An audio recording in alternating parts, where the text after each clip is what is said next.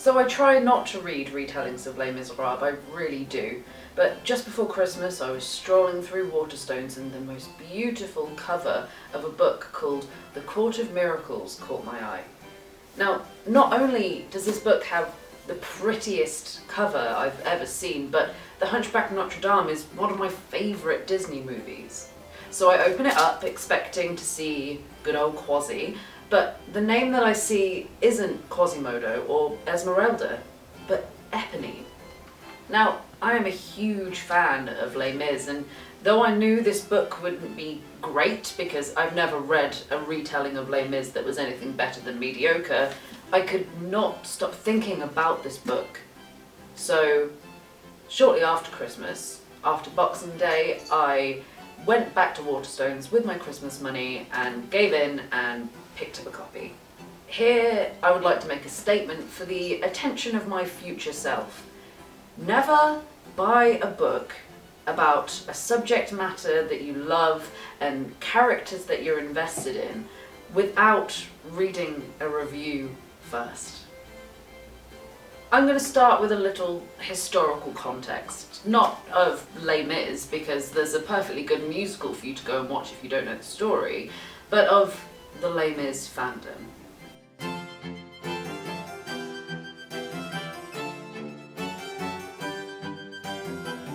When the Les Mis fandom was young, a huge amount of people shipped Eponine, a waifish young woman who falls in love with a student who tragically doesn't love her back, and Enjolras, also a student, a revolutionary leader in charge of the ABC Society, who's described as looking somewhere between a literal archangel and a 16-year-old girl, and who is very clearly queer-coded.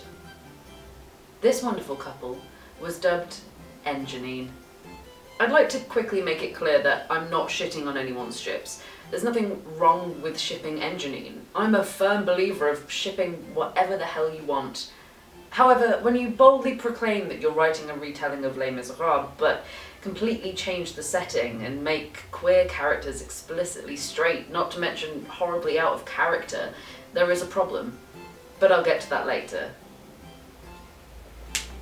The other main ship in the Les Mis fandom was ER, or Angleterre, where Enjolras was shipped with a character named Grantaire.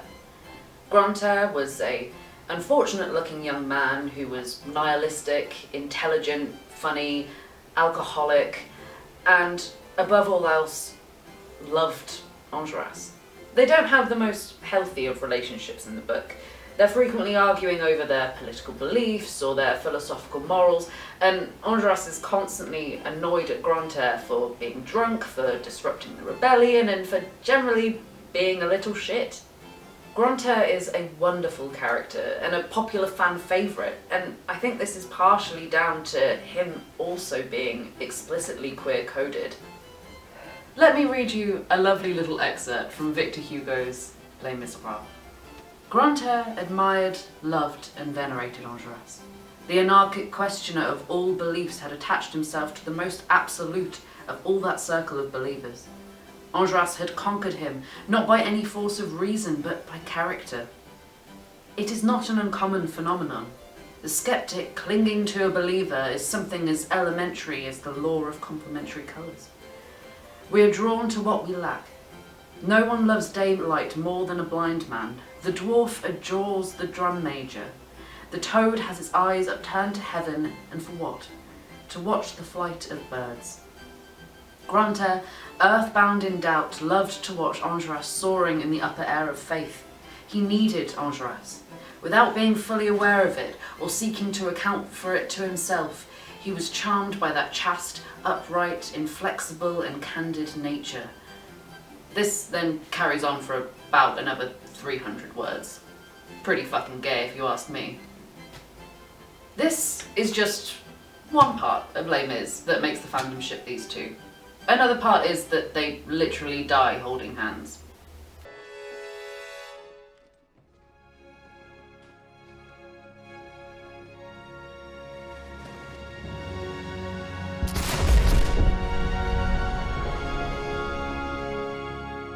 From what I read, you can see how Grantaire is queer-coded. I'm not going to get into the nuances of it or talk about people who disagree with me, because I know I'm right. Grantaire is pretty much explicitly queer, and you're just gonna have to take my word for it. This tells me nothing about Enjolras, though, you may proclaim. How can one character being a bit gay for his mate make both of them queer-coded? Well, mon ami, let's go back a couple of pages and see what Victor Hugo has to say about Enjolras. He was austere, seeming not to be aware of the existence on earth of a creature called woman.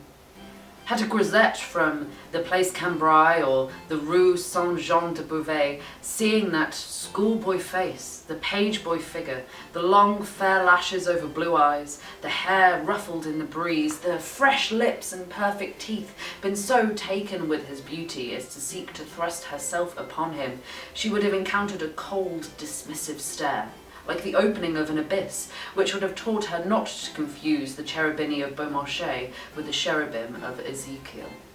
What does this tell us? That Victor Hugo wanted to shag his own character? Yes, but also Enjolras did not like women. Now, I want to quickly say that Enjolras can be seen as asexual, which is a perfectly valid assumption.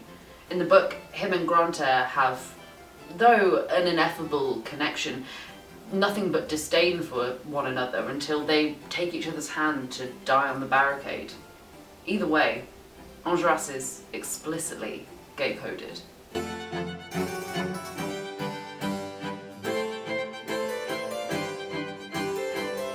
Here's a quick summary of the Court of Miracles. In Paris, there are various guilds that make up a giant crime syndicate. Eponine, or Nina, is part of the Thieves Guild. She has to save Cosette, or Etty, from the Guild of the Flesh, which is a prostitution ring, I guess. There's a lot more to the story, but basically Nina sneaks in and out of various places in Paris, impresses everyone with her incredible thieves' skills, and basically has a very easy time of achieving her goals. The Court of Miracles is set in a world where the June Rebellion of Les Mis is yet to happen or will never happen. Eponine has three main love interests. The Dauphin, yes, the Dauphin of France, Montparnasse, and Enjolras, who in the book is called Saint-Just, which is apparently his surname. One of these options in Les Mis canon is a very plausible one. Montparnasse is a handsome young man who's about the same age as Eponine. He's handsome, he's part of her father's gang, he's handsome, and he's also very stabby. The two are also basically betrothed, with Monsieur Thénardier insinuating that Eponine should either marry Montparnasse or court him. Montparnasse is also one of the few men in the book who seem to genuinely care about Eponine without having an ulterior motive other than he quite fancies her.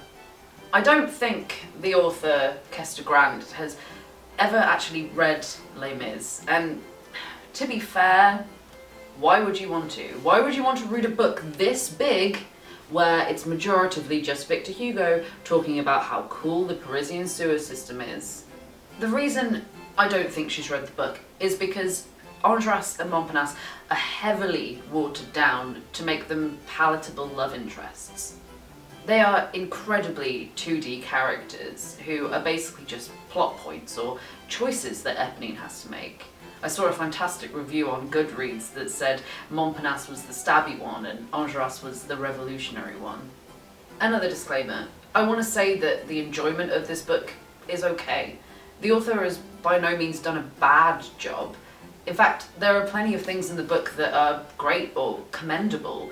For example, most of the main characters are explicitly POC.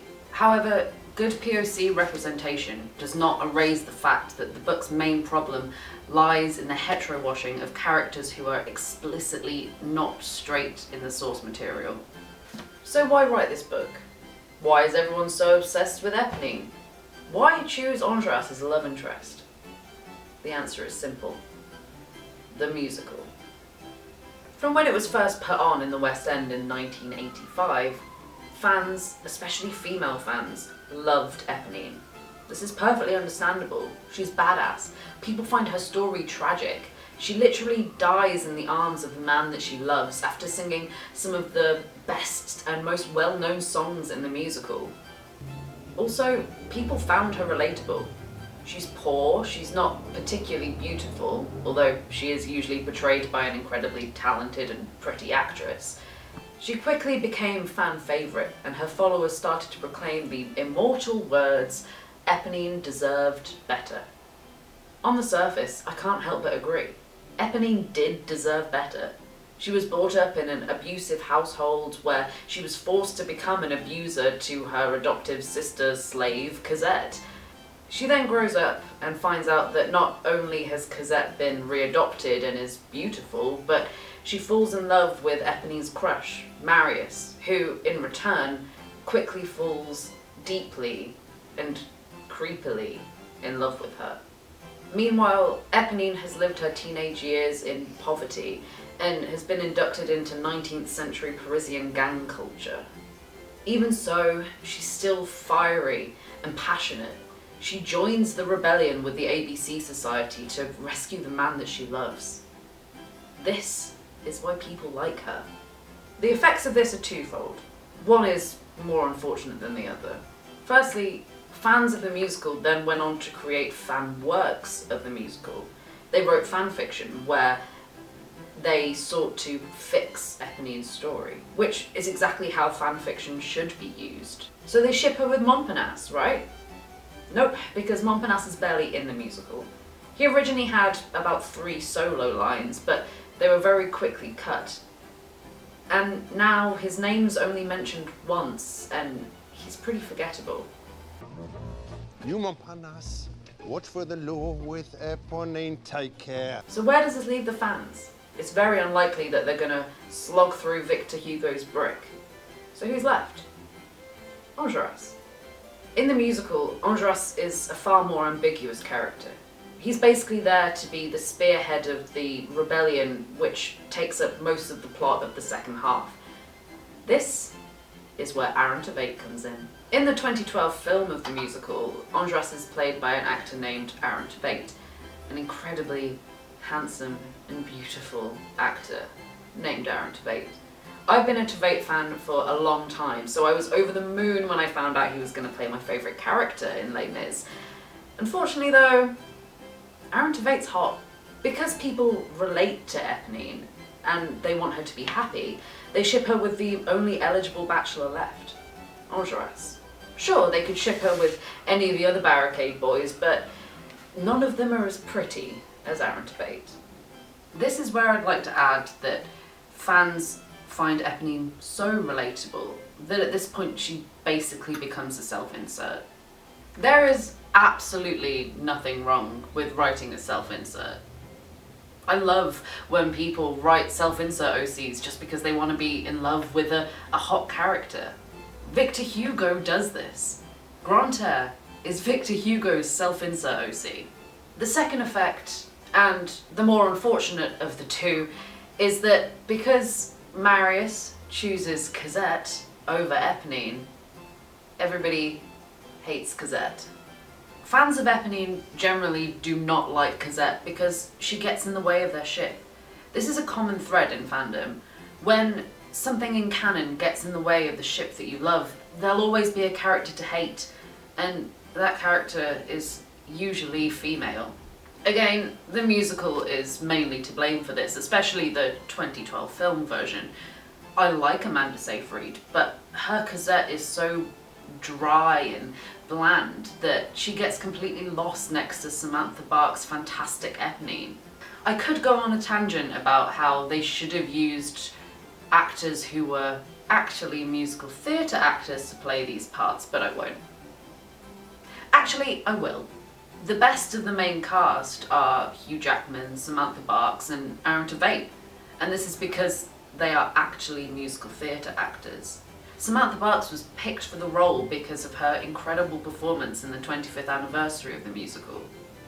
If they'd have cast the Cosette from that production of the musical, Katie Hall, then Cosette might have been a much more likeable character. I don't want to take this too far, but just go and watch the production and you'll see what I mean. Cosette as a character is unfortunately quite easy to dislike. She has an awful childhood, but this is quickly forgotten when she's adopted by Valjean and becomes a beautiful young woman, wearing beautiful dresses, being fawned over by poncy students. Nobody likes a character or finds a character relatable who's just living a decently okay life. In the novel, she has far less of an amazing life. Valjean makes her move constantly because he's on the run from the law and Inspector Javert. She also grows up in a convent, which she does not enjoy. But she is also one of the characters that survives to the end of the book. Having Cosette to compare Eponine to as basically the only other female character in the book automatically forces Cosette into the fandom's bad books. A similar thing happened in the fandom where people started to hate Grantaire because he got in the way of Engineer. This is pretty interesting though, because it basically shows that E and R are canon and that shipping Eponine with Enjolras is heterowashing. In summary, everyone hates Cosette and sometimes Grantaire because they get in the way of Eponine's only shot at true love after Marius ignores her. A queer man who hates women and only realises that Eponine exists after she's dead. Sounds like true love to me.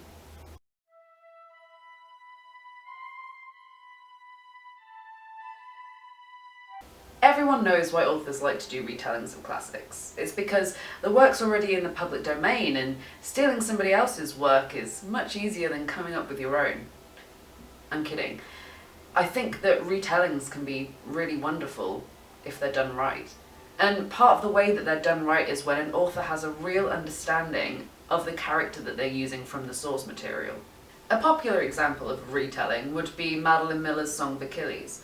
Academics have always discussed Achilles and Patroclus' relationship, and no matter what Homer's real intentions were when writing these characters, it's pretty clear that love is a theme in the Iliad, and that Achilles and Patroclus have a connection.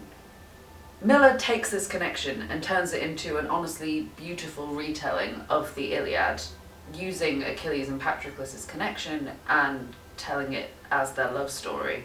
Another honourable mention is Mary Renault's Alexander the Great series, in which she details Alexander's life from the perspective of his male lovers. Alexander and Hephaestion are really a love story for the ages, and the series in general is just wonderful. I bring up these two particular retellings for two reasons.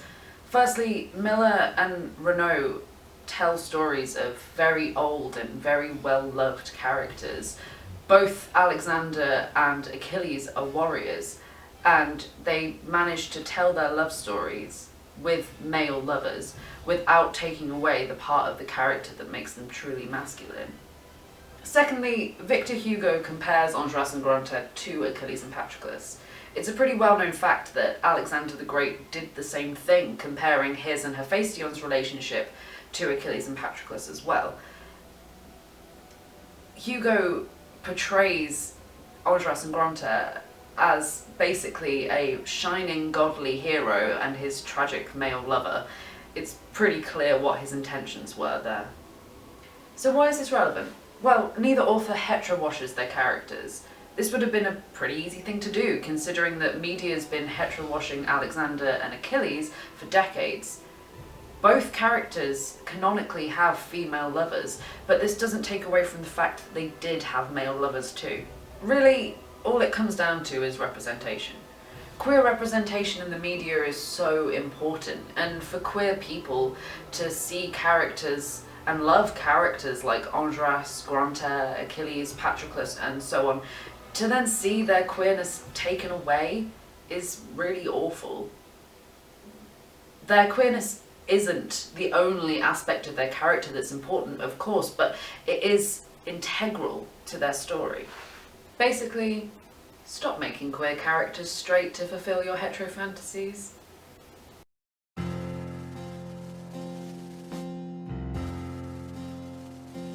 Do Do you hear the people sing? Hear it on hills and over brook. It is the voices of the people who were not straight in the book. When the characters are gay and there is subtext in the tone, the original text was fine that way. Leave them alone. So funny.